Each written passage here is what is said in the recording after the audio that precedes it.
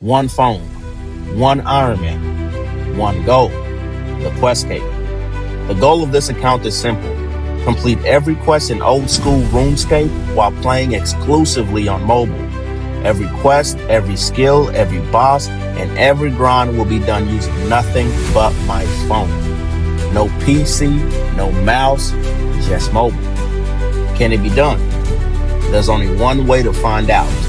Welcome to the journey. Welcome to Mobile Only Ironman.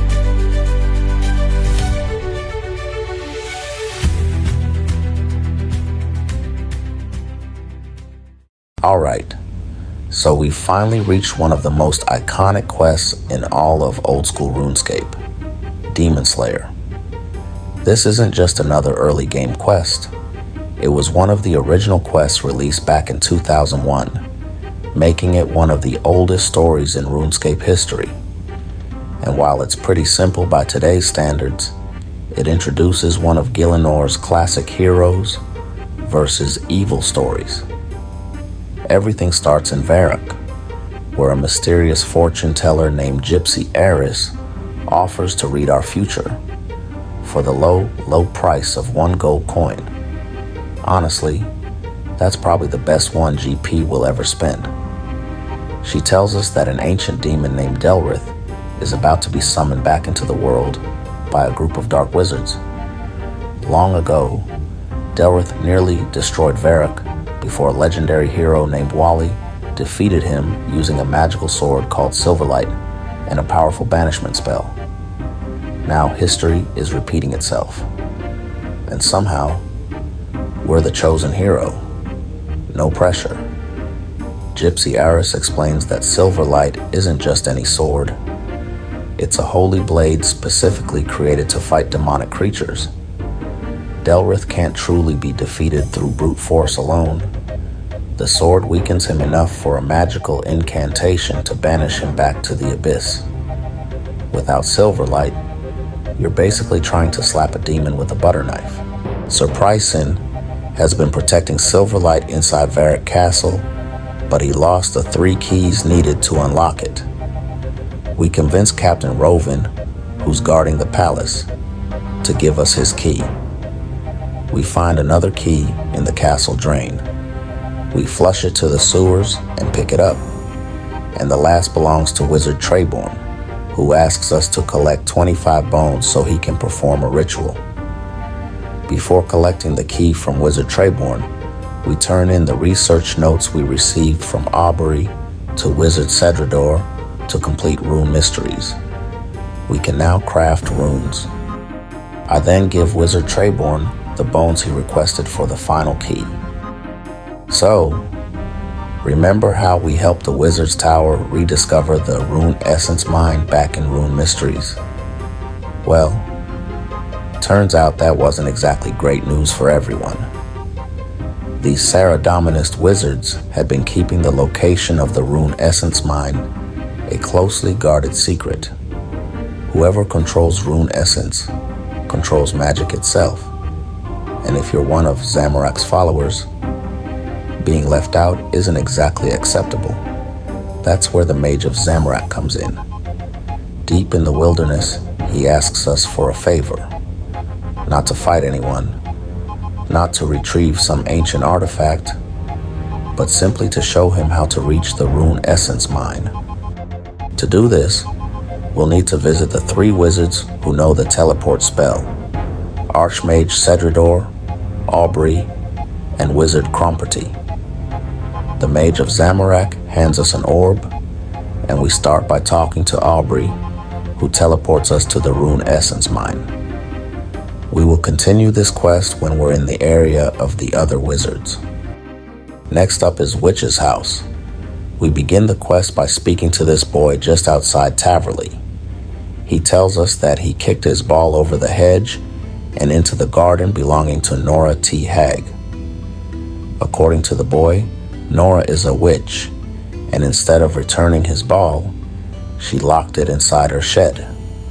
So naturally, he asks a complete stranger to break into her property and retrieve it. It sounds simple enough, so we agree to help him. From the boy, We head toward the witch's house. The front door is locked. We search the pot just north of the door and find a hidden door key. We use the key on the front door and head inside. We pick up the diary sitting on the table. The diary reveals that Nora has been performing magical experiments. It also gives us the information needed to find the key to her shed. We climb down the ladder into the basement, open the electrified gate while wearing leather gloves, search the wall cupboard, and find a magnet. We use some cheese on a mouse hole, then quickly use the magnet on the mouse before it disappears again. This unlocks the door to the garden. Nora is walking around the garden. We sneak past her, through the garden until we reach the fountain. We search it and find the shed key. With the key collected, we carefully make our way back toward the shed. We use the key on the shed door and head inside. We kill the witch's experiment creatures. The experiment begins as a level 19 creature. Once we defeat it, it transforms into a level 30 spider. We take down the spider. The third form is a level 42 bear. Once the bear goes down, the experiment transforms one final time. The fourth and final form is a level 53 wolf. With the experiment defeated, we take the ball from the crate and return it to the boy. And with that, Witch's House is complete. We receive 4 quest points and 6,325 hit points experience. Next up is Tree Gnome Village. We begin at the entrance to the gnome maze.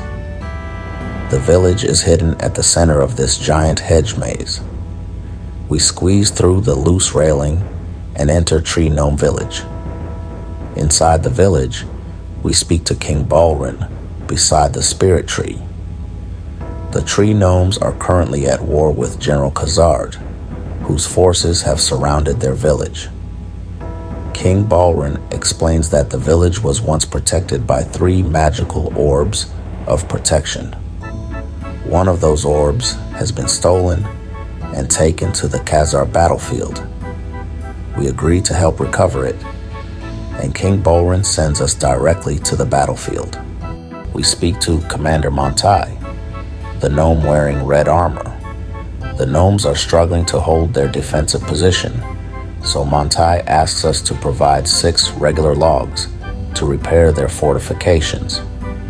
We hand over the logs, but there's another problem. 3 tracker gnomes were sent into the Khazard camp to determine the correct coordinates for the gnome ballista, and none of them have returned. So now we need to find all 3 trackers. We find tracker 3, and unfortunately, the fighting has left this poor gnome completely confused. Instead of giving us a clear answer, he speaks in riddles. We then find the first tracker, and he gives us the ballista's height coordinate. Next, we head into the oddly shaped building inside the Khazard camp. We find the second tracker. He gives us the ballista's Y coordinate. With all 3 coordinates collected, we head to the ballista and enter the coordinates provided by the trackers and fire the ballista.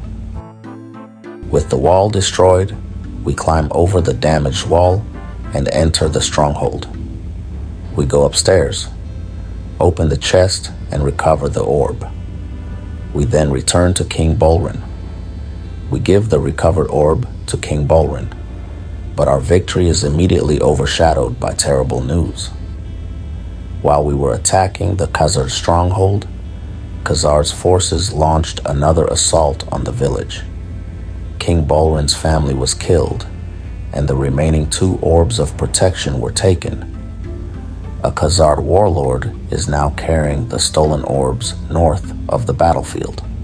We find the level 112 Khazar warlord and fight him in order to retrieve the orb. Once he is defeated, he drops the 2 remaining orbs of protection. With all 3 orbs recovered, We return to King Bolrin and return the stolen orbs. The magical protection surrounding the village is restored, and the tree gnomes finally have a chance to defend themselves against Khazard's army. As thanks for our help, King Bolrin rewards us with 2 quest points, 11,450, attack experience, a gnome amulet, and access to the Spirit Tree Transportation Network. Tree Gnome Village is officially complete. Next is Hazil Cult. We begin by speaking to Cyril Carnelian inside his family's mansion. Cyril tells us that a group of cultists has been stealing from his family, including a valuable suit of ceremonial armor. We agree to investigate and recover the stolen property. We enter a cave and find a man named Clive standing beside an underground river. Clive tries to convince us that the Carnelians are the real villains. According to him, Cyril's ancestors stole the estate from Lord Hazil, an ancient Majorat and follower of Zamorak. We allow Clive to explain the cult's version of the story, but when he asks us to help resurrect Hazil, we refuse. Clive then escapes using the nearby raft. The raft is following a different current, so we need to redirect the water by turning 5 sewer valves. We turn the valve directly behind the Carnelian mansion to the right. The valve across the bridge, south of the Carnelian mansion to the right. The valve north of Clive's cave to the left. The valve south of the penguin enclosure at the zoo to the right. The valve southeast of the zoo, past Brother Cedric to the right. We return to the cave. The redirected water carries us deeper into the underground cave system. After arriving, we follow the passage south until we reach the cult's leader, Alamoni. We speak to him, but he has no intention of returning the stolen armor peacefully. Alamoni attacks us, so we defeat the level 13 cultist. Once Alamoni has been defeated, we search the nearby chest and recover the stolen Carnelian armor. We head back to the Carnelian mansion, speak to Cyril. Cyril takes the recovered armor and gives us 5 coins. However, when we try to explain that Butler Jones is involved with the cult, Cyril refuses to believe us.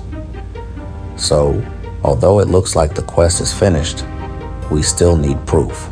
We search the cupboard. Hidden inside, we find a bottle of poison and Hazil's mark. This proves that someone inside the mansion has been secretly working with the cult. We show the evidence to Cyril. Cyril finally realizes that Butler Jones betrayed the family and was helping the cultists from inside the mansion. Jones is dismissed. The cult's plan has been stopped, and Lord Hazil remains sealed away. And with that, Hazil Cult is complete. We receive 1 quest point, 1,500 thieving experience, 2,000 coins. That's it for this episode. Peace.